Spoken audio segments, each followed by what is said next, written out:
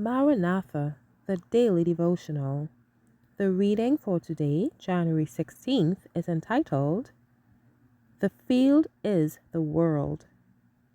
Matthew 28:19. Go ye therefore and teach all nations, baptizing them in the name of the Father, and of the Son, and of the Holy Ghost. While the author was in California, the following dream was given. She writes, I dreamed that several of the brethren in California were in council, considering the best plan for labor during the coming season. A young man whom I had frequently seen in my dreams came into the council. He listened with deep interest to the words that were spoken, and then, speaking with deliberation and authoritative confidence, said, The cities and villages constitute a part of the Lord's vineyard. They must hear the message of warning. The enemy of truth is making desperate efforts to turn the people from the truth of God to falsehood. You are to sow beside all waters. It may be that you will not at once see the result of your labor, but this should not discourage you. Take Christ as your example. He had many hearers, but few followers. The messenger continued, You are entertaining too limited ideas of the work for this time.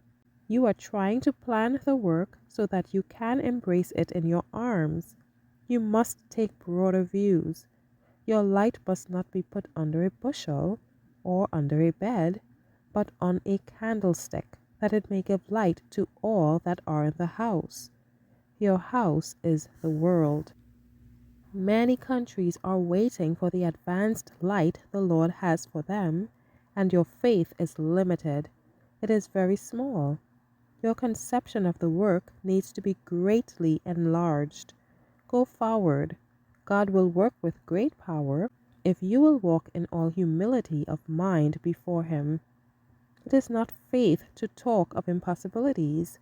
Nothing is impossible with God. The light of the binding claims of the law of God is to test the world.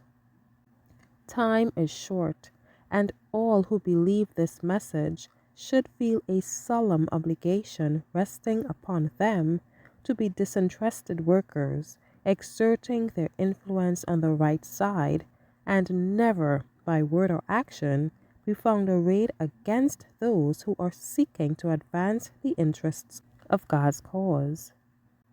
The light God has given us isn't worth much to the world unless it can be seen by being presented before them.